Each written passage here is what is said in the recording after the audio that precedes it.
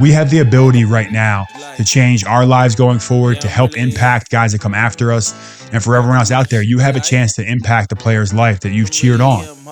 And I'm telling you, we need it. We need the help. We need the support. Yeah, I'm really talking my shit like, hey. Welcome back to Net Worth. I am Justin Pugh, your host, current NFL offensive lineman. We've been messing around with current and former. I have a workout today. I may be playing for a team soon. So we're going to mess with that a little bit. We'll see if I end up being current or former here shortly. And today, speaking of that, we're going to be talking about life after football and cuts. I did a tweet about this a little while back, picked up some good traction. Some guys have reached out to me. I think that this is the most important episode that we will do going forward. Everyone's felt like they haven't been good enough at times. They've gotten fired from a job. They didn't get the job they wanted. They had this dream or goal and just didn't quite make it. But what happens after that? You still have your entire life to live. You still have all your goals. You still have things that you want to accomplish. How do you move on? How do you get to that next step? And in the NFL, it's very crystal clear to us. On a day late in August, right before Labor Day weekend, half the guys get cut. And when those guys get cut, most of them, their NFL career is over. Where do those guys go next? What do? You don't just take your ball and go home and cry in a corner. You have to start life. You have to attack this thing. And that's what today's episode is all about. First off, I'd like to thank all of our subscribers, everyone that's tuned in, everyone that's supporting the episode so far. I've seen all the comments. I've been trying to get back to everybody. I'm not the best on social media, but I'll do as good a job as I can of replying to everybody. If you take the time to reach out to us, I definitely need to take the time to reach out to you. So I do appreciate that. Follow, subscribe. The Net Worth Show, it's on YouTube. Wherever you get your podcasts, you can follow our social media accounts. We have X, we have TikTok, we have Instagram. So as long as you guys keep liking these videos, I will keep producing them. Hopefully this one actually has some really good benefits. And first, the first way I can describe to you what it's like to go through this situation is to give you a little bit of background on how much of a business the NFL is. Everyone out there thinks NFL stands for National Football League. In the NFL locker rooms, though, however, we call it not for long. The average career is 2.5 years, whereas it takes 3 years and 3 games to get some of the benefits from the NFL. Which means the average player does not get any of those benefits. So this is what we're going to do. We're going to talk about a little bit of my background and how I've got exposed to it. And then hopefully we're going to bring on a guest to talk about what it's like to go through cuts. Fortunately, I've never been cut, but I've been put with a gun to my head saying either take this pay cut or you're going to get cut. So I've been very, very close. I've walked that line a few times and I'll tell you those stories. So first, we are going to talk about the New York Giants. When I was in New York, I was a first-round draft pick. I had a 4-year deal with a 5th-year option. Jerry Reese was the GM. Tom Coughlin was the head coach. And when you get drafted to the NFL, specifically a team like the New York Giants, they have this slogan called once a Giant, always a Giant. So when I got there, I saw guys like Chris Snee, Eli Manning, Justin Tuck, Zach Diassi, and they had been Giants their entire career. They had never gone anywhere else. And it really hit home to me. It was once a Giant, always a Giant. And I still to this day believe that. When a team brings you in, it's almost like that high school girlfriend that you think you're going to marry. And some of you may have those careers and you get to be the Eli Manning of the world or the Larry Fitzgerald in Arizona. But for a lot of guys, there comes a point in time when the business of football gets involved. So my last year in 2017, we had a rough year. The year before we had went to the playoffs. I played my best season. In 2017, coming off that playoff year, we were the worst team in the NFL, or the second to worst team in the NFL. I had a back injury. I had switched positions a few times that year. I went out to right tackle on Sunday Night Football. We're playing the Broncos. And I actually got like the game ball, player of the game, Sunday Night Football. I'm talking to Mike Tirico and Chris Collinsworth after the game, riding a high, and started having some issues with my back. At this point, we have 1 win, and the season's all but over. So talking to Jerry Reese and Ben McAdoo, we decided it was best to let it rest and try to come back. And unfortunately, it didn't happen. And they're like, "Hey, shut this thing down. We'll get your contract figured out." We had been through talks for the past year. Being a first round pick, they exercised my 5th-year option and let me know the Giants were willing to work to get a deal done, and so was I. But Ben McAdoo starts Geno. There's an uproar. We end up, losing most of the games going into the end of the season. Jerry Reese gets fired, Ben McAdoo gets fired, and we're sitting there with a new GM getting hired and Dave Gettleman with a few games to go in the season. I never had a conversation with Dave Gettleman. My agents never talked to them. They basically let us know, hey, we're going to be going a different direction. And that shocked me. I thought there was no way that I wouldn't be up there with the Chris Nees, the David Deals, the guys that have played their whole offensive line career with the New York Giants. And it hurt, it's like finding out your high school girlfriend, wants to break up with you when you guys go off to college. So at this point, I realized my time with the New York Giants is over, and I'm 100% salty. I probably said some things that I wish I didn't say. I always try to take the high road, but every time Dave Gettleman was brought up, I was angry. And I think there's a lot of guys that felt the same way. I mean, you look at what happened with Odell, with Landon Collins. He shipped out everybody. But it dawned on me that Dave Gettleman was actually right. If I get hired as a GM, I am going to do things how I want to do them. My job's on the line. My career's on the line. Why would I not build a team exactly how I want to build it? So as the years progressed, I started to look back and I appreciated what Dave Gettleman did. He went out on his sword. Now, he was wrong, and his philosophy of letting some of those guys go backfired on him. But he did it his way, and that's exactly what I would do if I was ever hired as the general manager of a team. If any teams need a general manager, I'm here. You're not going to like my strategy as much as some other guys. I'm a team. Don't pay the quarterback. I probably would get fired pretty quickly as well. So that was my really first, prime example of dealing with the business of sports. I leave the Giants, and the best thing that could ever happen to me is I come to the Arizona Cardinals. The Cardinals signed me, and it's actually a funny story with the Cardinals too. I was in Arizona. We're getting ready to sign the deal, and the Indianapolis Colts call us while we're sitting in the conference room with Steve Keim and the cap guy. My agent's like, Indy just called. They just lost out on Ryan Jensen, who went to Tampa Bay. They want to try to get a deal done. I said, great. Well, tell them they have to give us one less year on the deal, more guarantees, kind of, sweeten the pot for myself, because who wants to go from Arizona to Indianapolis for the same deal? So we asked the general manager, Steve Keim, and the cap guy to leave the room, and we call the Colts and their GM now, Chris Ballard. And we're like, hey, you guys have to give us the exact same deal that Ryan Jensen got in Tampa, or we're going to sign this deal here in Arizona. And he's like, all right, give me a minute. He hangs up. He calls us back. He's like, hey, we can't do that deal. The reason I can't do that deal is Pugh is coming off a back injury, which I was. I passed all the physicals. I was completely healthy.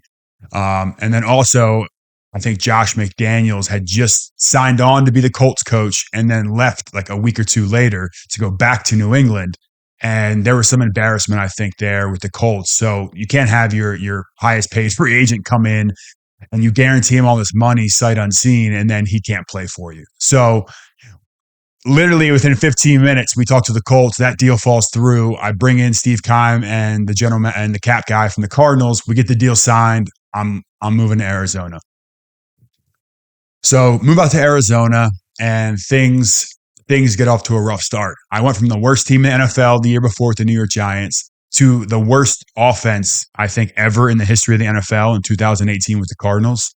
That coaching staff gets fired. So there's just a lot of turmoil. I go from Ben McAdoo to Steve Spagnuolo as a part-time coach to Steve Wilkes to then Cliff Kingsbury. And a matter of a year's time, I had 4 different football coaches. So finally, we get some stability with Cliff. We go through the next season. We start winning some games. We draft this guy. You may have heard of him, Kyler Murray, one of the most dynamic playmakers in the NFL. And we start winning some games. We have I think we were 500 in 2019. And then, boom, COVID hits. COVID rolls around and the Cardinals come to me and say, "Hey, look, Justin, you've been a great player for us, but you're not a Pro Bowler. You're not an All Pro. Been close. I've had some injuries. I know I got some injury prone people out there." The Cardinals come to me and say, "Hey, you have to take a pay cut." I'm thinking, "Fuck that. I'm not taking a pay cut. I'm one of our best offensive linemen. Why should I have to take a pay cut?" And got into my feelings once again. But then I realized it was the business of football. And I started to think what I want to do after football. And because the Cardinals came to me and said, "Hey, now not only are you going to take a 75% pay cut, you're going to have to go back and earn it through incentives. Every game you play and you show up that you're on the field, you'll get an incentive." And I'm like, have I not proven enough to you? I've just played my best season of football, and now you're making me take a pay cut. Mind you, COVID is going on in the world. There's no other options. Where else am I going to go? Am I going to move my family across the country to go play for the New England Patriots? It just didn't make sense to me. So I end up taking the pay cut. Where else am I going to go? I'm not very happy. I'm angry at Steve Keim. I'm angry at our cap guy. And I realize I need to start thinking about what's next. After 8 years in the NFL, I'm like, I think I'm done. I don't want to do this anymore. Why would I want to take over a 75% pay cut, have to earn it back with incentives, to go out there and play better than I was playing before and do more for the team because I'm able to do more things off the field to help the team, camaraderie, I'm a leader, all those things. So this is where I turned to real estate. I had made a purchase to buy a 3-acre lot in Arizona that my wife and I were going to sell off 1 acre and we're going to build the forever home on the other 2 acres. COVID hits, prices skyrocket. I end up doing this thing called a 1031 exchange, which I will talk to you guys more about down the road once we get into real estate. And I invested in multifamily apartments for the first time in my career. The firm that I invested with offered me an opportunity to come shadow and see how the sausage is made, see how real estate works and how that business works. So from there, I made the investment. I started shadowing the company, and I had just played. When I took the pay cut, I actually played even better that next year. So I went back to the Cardinals and said, "Hey, look, if you want me to take another pay cut in this year, it's going to look like this." And I got to dictate terms. I actually have and I'll have to have Steve Keim on here. Me and him literally text messaged each other, "Hey, either give me A deal or B deal, or else I'm retiring from football altogether." And the ability to have something off the field gave me that fuel to play better on the field. I was able to go out there and play free and play unafraid that I could have my job taken at any point. And this is what it's led me to want to push this for everybody else. Not real estate, not, taking the pay cuts, not, leaving in free agency, but what to do when your time in the NFL comes to an end. So that's what we're going to hop into today. It really hits home for me. Hopefully we'll be able to have a guest on throughout this show to kind of give their perspective on how those things work. But I'm really excited to share this playbook with you guys and how to go from I just got cut, what do I do next, to getting a job, to working post-career, because we're going to spend more time working after football than we did playing football. And that's something that I'm excited for every one of you out there. And let's dive into it.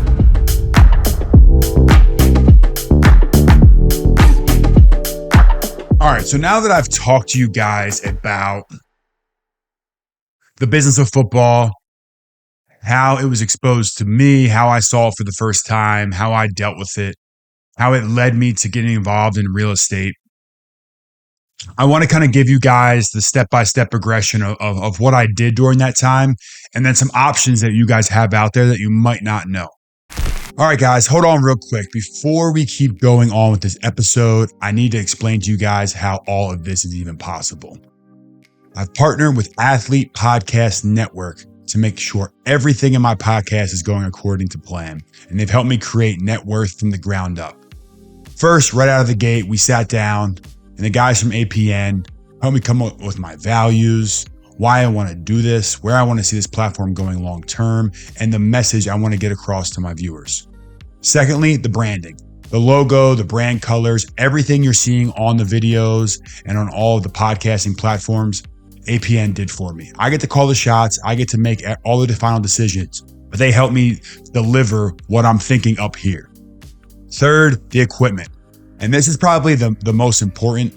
APN flew out to my house, We went out to Best Buy. We got all of the gear that we needed, from the lights to the camera to the computer monitors to the headphones, everything. And throughout the entire process, when I've had issues, I've been able to hop on, any of the Zoom or Google Meets to troubleshoot anything, which has been super helpful because I am not a tech guy. Fourth, editing. They do all the editing for me. Everything that you're seeing, all the social clips, all the little cut tos. I don't even know the words for what they're doing for me just yet, but all I know is everything you're seeing is because of them.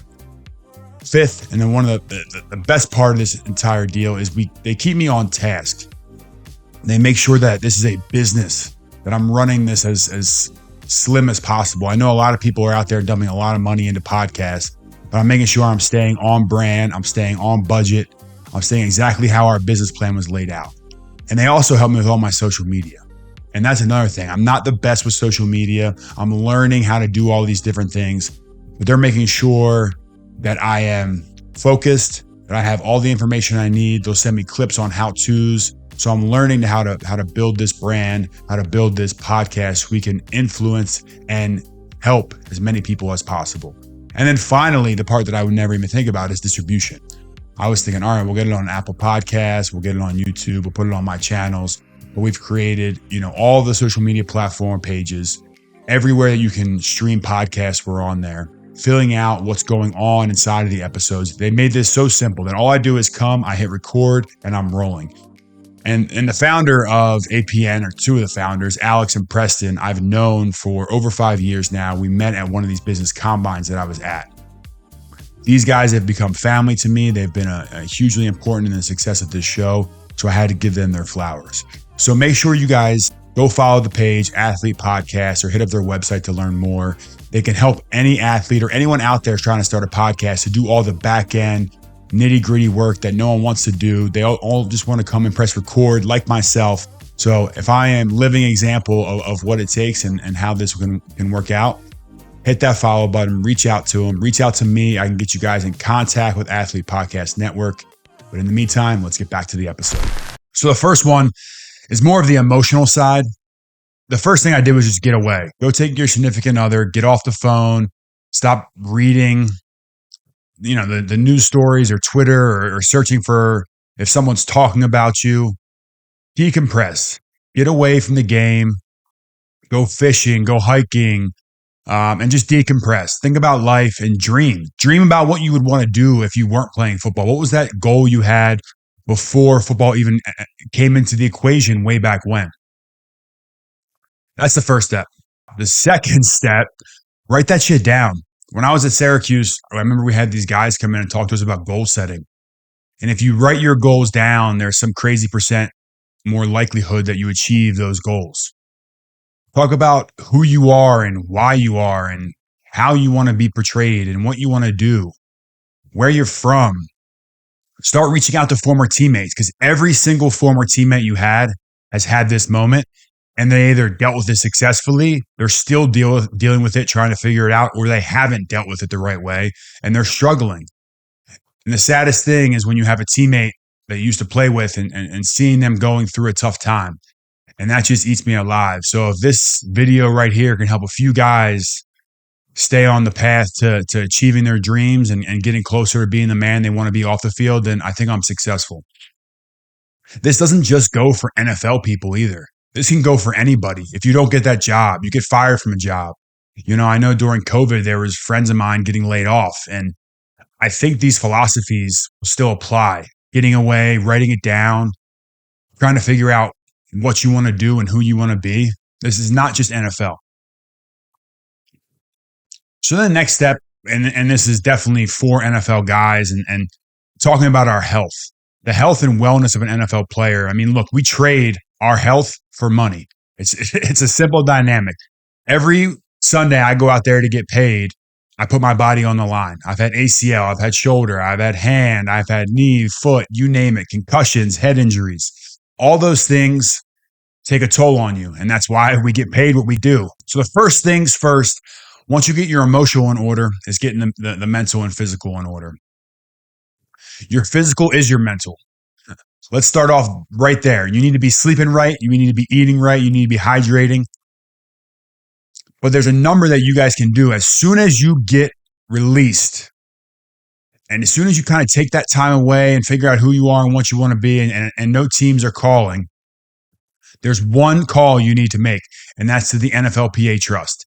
If you have 2 credited seasons and you are officially retired, reaching out to the trust is your number one call. And what we will do is we will link the number and the email for the trust below, and that will help you. Now, before you jump down, jump on me, I will give us another option if you're still deciding to play, and there's an option there, and it's free of cost, and we'll get to there. But if you are fully retired, we're going to call the NFLPA Trust. We're going to drop the link below, and they are going to be your quarterback post-career. As soon as you are retired, you're going to get a program specialist that's going to be your counselor until the day you die. You will have this person to call at any given time to help you out with anything that you have going on. They'll be able to update you on any resources, any new programs. We change CBAs every 10 years, so some things pop up and change. The first thing they will do is they will get you set up for a brain body executive physical that gives you a physical on your brain, all orthopedic, which is all your body parts, your mental. They pay for travel, they pay for accommodations, they pay for a meal, and you can bring your spouse all for free. And you can do this every 5 years. This is super important. So you get to set a little baseline up on how you're doing and how you're progressing. From there, you'll set up a treatment plan and you'll take it and run with it as you may. You can do this in Louisiana. You can do this at UNC. You can do it in LA. You can do it in Florida. You can do it in Boston. And I'm reading this so I don't mess it up, but I want to make sure you guys have that information. And this does not mess with your disability insurance, your line of duty, or your permanent total disability. It just gives you the option to go get a full body scan, brain body, as soon as you're done playing. Now, say you're like, hey, Justin, I just got cut. I still want to continue to try to play. What can I do next? There is an option for that in between. It's called Exos. Well, it's called training. And you can do it at Exos or House of Athlete. I never knew this program existed. I'm a union member, part of the NFLPA, and I was out in Hawaii this past year at our union meetings, and Exos was there, like they are every year. I went in and I started talking to them, and they were like, did you know if you're a free agent, which I was at the time, you get up to a year of free training at any Exos facility, any House of Athlete facility, and I'll tell you where those are in a minute, free of charge. You get 2 free meals. They help you with daily training, initial evaluation of your health and nutrition. And the best part is it's all free of charge. I mean, you guys know how much expensive training can get. It can be up to $1,000 a week. So going in, having an NFL-like facility, I can tell you because I'm at Exos in Arizona right now, and they have everything. They have hot tubs, cold tubs, lap pools. If you want to get basketball hoops shots up, they got a basketball net. They got batting cages. They have a full turf, full workout. It is like you are in an NFL facility. I haven't been to House of Athlete, but I know Brandon Marshall, and I can only imagine how great of a facility he has down there as well. So this ability is if you have 2 accredited seasons, you're currently an NFL free agent, and you're looking to still play. So this is that in between where you can get your physical right and your mental, because the one great thing about it, and that I found, is there's all the guys there are going through the same battles I am. They're either transitioning out of the NFL, trying to catch on with a team, trying to rehab from a team. So you're going to be around NFL players. And even better is there's a former NFL player group that's also there. So you get guys that have played in the 80s, the 90s, early 2000s, and they can give you some insight on what they've done and how they handled career and life after football. Now, at the same time, you can go to those guys and learn about the benefits, because let's be real. None of us think about life after football until it's here, until it's too late. And I was talking to a former teammate of mine the other day, and me and him were having this conversation of how do we know when it's done? How do we know where we go? And to be around like-minded individuals is the most important thing that you can do. So I'll give you guys a couple locations for Exos and where they're at. There's one in Phoenix, obviously. There's 2 in California. They have one in Pensacola, Florida. There's one in Frisco, Texas. And then House of Athlete, they have one in Weston and in Weston, Florida, and then one in Tampa, Florida. So if you're near any of those locations, you have free training. But for those guys that aren't in those locations, think back. Let's go back to our universities. Let's go back to our high schools. Let's go back to places we can train, because Your physical well-being will directly correlate with your mental well-being. Health is wealth. That is, if you can't get up in the morning and be functional and go about your day, it's tough to take those next steps. So I implore all of my guys out there, and I implore everyone out there, make health the foundation of your life. Do these three things right. You don't have to do any biohack, anything too crazy. Just your sleep, your nutrition, and your hydration. If you can do those three things well, you are starting off on a great foundation. All right. So now that we talked about training and what the trust offers and what you can just do by yourself, just, anyone can get up and start working out. Let's talk about step 4, which would be education. Education is something that I'll probably do an entire episode on education and how I feel about the scholarship system and the NCAA and what we did while we were at school. However you feel about that, it doesn't matter at this point. But education going forward in the NFL career is the most important benefit that I think a lot of guys overlook. Every year you play, you have $20,000 towards tuition, which will be reimbursed to the NFL. You pay it, the NFL repays you. The only thing you do is you are taxed on that. So be aware that there will be like a $3,000 to $4,000 tax bill that comes with that. I know when the Cardinals came to me and said, hey, we need you to take a pay cut, that offseason, I went back to Columbia University and got a certificate in real estate. So you're able to go back and take some of these courses, and your counselor through the NFLPA Trust will help you set these types of things up. So there's an education benefit, which is a true scholarship that gives you $20,000 a year. So as soon as you're done, there's like 2 different rungs. Every year you get some kind of benefit around $20,000, depending on how much time you have in the league, and you're taxed on it. But there's an education benefit through the trust for $20,000. There's a true scholarship. You don't get taxed on that whatsoever. So that last year you're playing, you can use up to $40,000 towards tuition.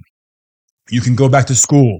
You can finish your degree. We all know when we were in college, they put us in the easiest degree possible that didn't conflict with football. I know I had a teammate at Syracuse who was a engineering major, and that schedule conflicted with football, and they got him out of there right away. So we all know that those degrees that they put us in, and all the fans that like, oh, you guys, you got a free education. It really isn't a meaningful education that we're getting. We'll talk about this later. But this is a chance to go back and get that meaningful education, going back to your school and looking at what you might want to do, going back to what you wrote down and what your goals and what your purposes are.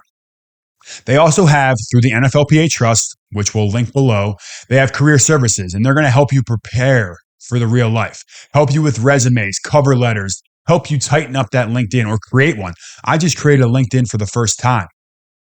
They have business mentors that are going to teach you all the hard and soft skills if you want to become an entrepreneur and start your own business.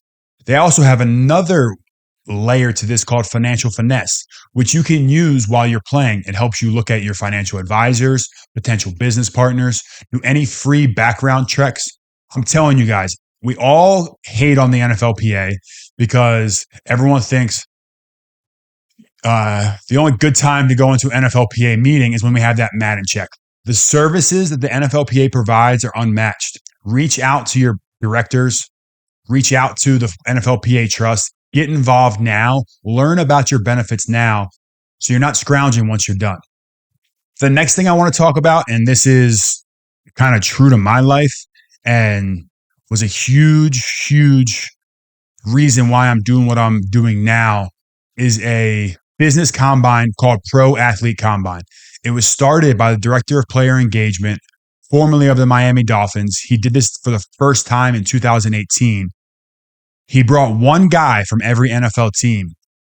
And I remember sitting in the New York Giants locker room, and I got this anonymous package, and it was just a key. And it said, we'll be reaching out to you, discuss further what this is about.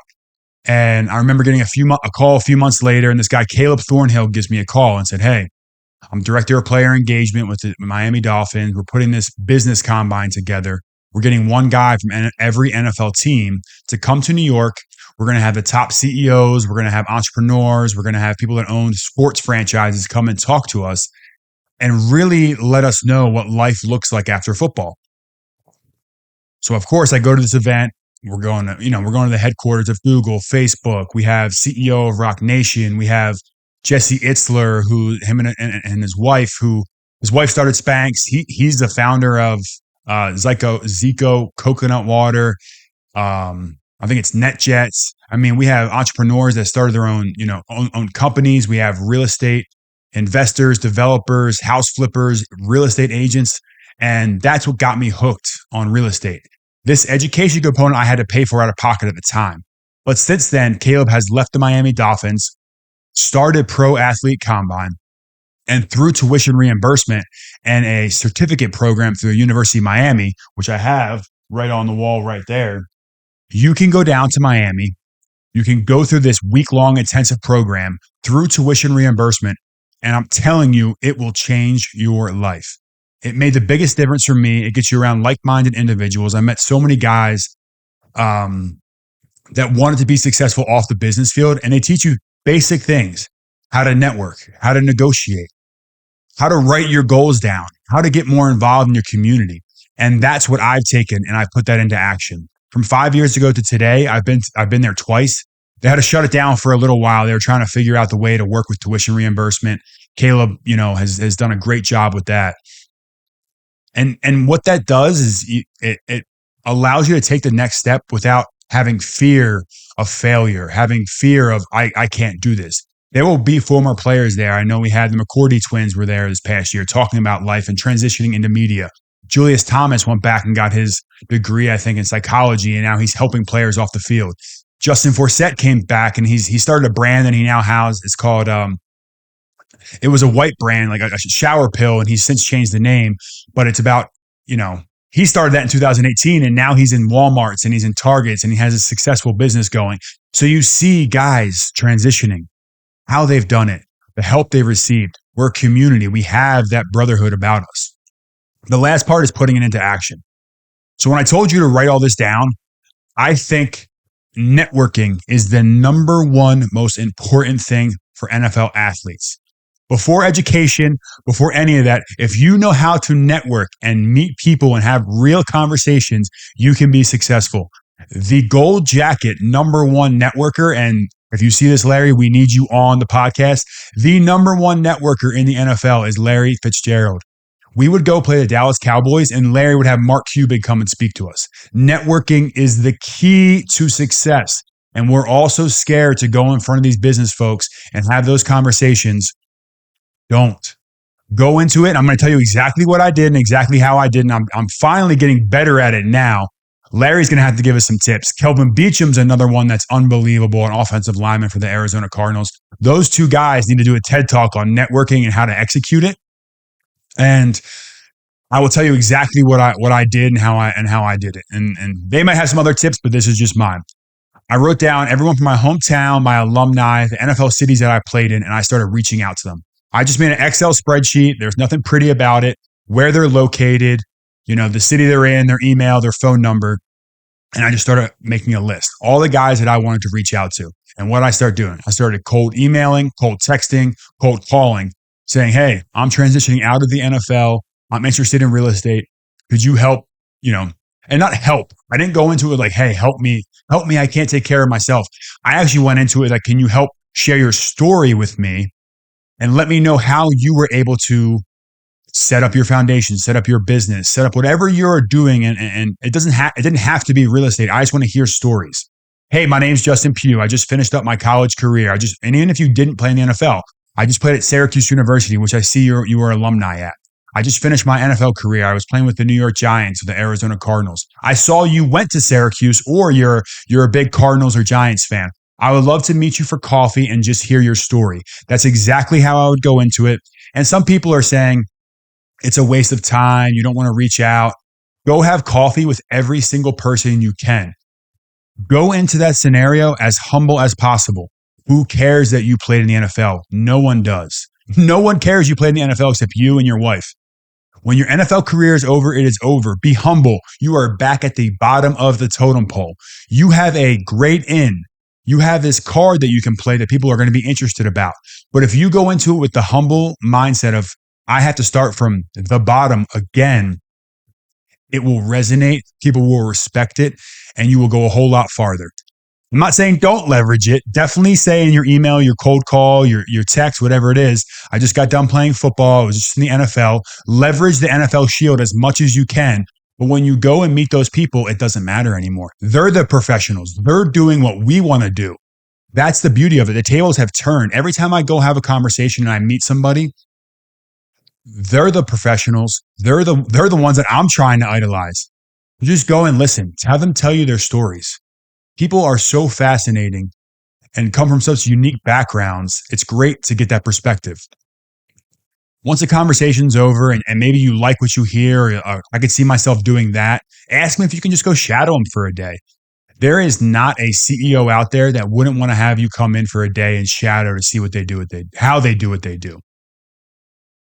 And then from there, you either decide, hey, I like doing this. I would like to do it more. Maybe you could ask for an internship, or you could say, do you know anyone that would be willing to give me an internship?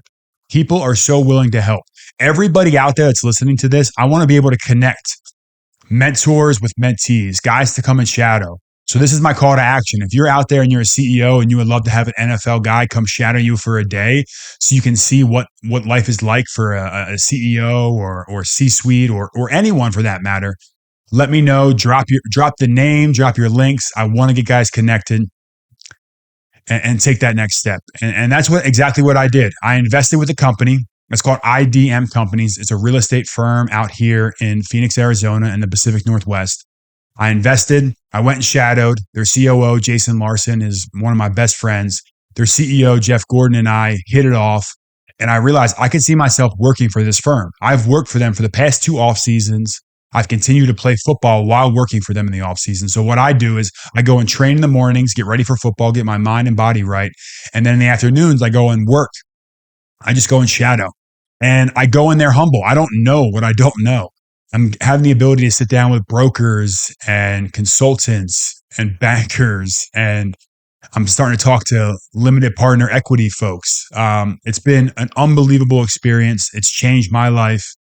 But just by doing those simple steps, reaching out and cold calling people and having, random conversations, it has changed the trajectory of what I want to do post-career. And it's given me that purpose, and it gives me that freedom to go out there and play, knowing that I have something set up for the next chapter. And once I close that book on the NFL, whenever that is, I know what I'm going to be doing next. And who knows? I may pivot. I may go into something else. I may decide I want to get into coaching. You never know until you jump into the deep end. So this is my call to action. Jump into the deep end, guys. Get uncomfortable. Reach out to former players. Reach out to myself. The reason I want to do this podcast is because I want to help you. Reach out to me. I'll get you in contact with the NFLPA. Reach out to me. I'll try to get you in contact with a mentor. I want to have more guys on this podcast talking about what they do off the field and how they've been able to find success, that it motivates you to do it. And for the fans, and I'm sorry this episode has gotten a little more niche specific to the NFL player, I want you guys to be a part of this too. Help. You put these players' jerseys on every Sunday and you support them with your hard-earned dollars. Now's a chance to help them once they get off the field. And for the players to realize how important fans and the interaction with the fans can really be. Leverage that. Use that. Interact. We're all just people. We literally all are doing the exact same things. And as soon as you take off that helmet and you got to put the suit and tie on or the coaching gear on, we are all just human beings. And that's what I'm trying to get a point across in this podcast. We have the ability right now to change our lives going forward, to help impact guys that come after us. And for everyone else out there, you have a chance to impact the player's life that you've cheered on. And I'm telling you, we need it. We need the help. We need the support. So that's it for today, man. I really appreciate it. I think this will always be one of the most important podcasts I put out. If there's anything else that I'm missing, guys, feel free to drop any comments. We'll post it to the page. If anybody wants to come on and help if I've missed anything and fill the cracks in, we really appreciate it. So go subscribe to all the social pages at Net Worth Show. We appreciate it. We'll keep this conversation going, and hopefully we'll get some more folks on. Take care. I'm really him. Don't believe me? Come and see me. Got 3 wishes from my genie. Now I'm on your local TV. Y'all on tour. Got demons say she wanna come and see me when I'm in a local city. I'm like, pause though. Please step aside so they can see me.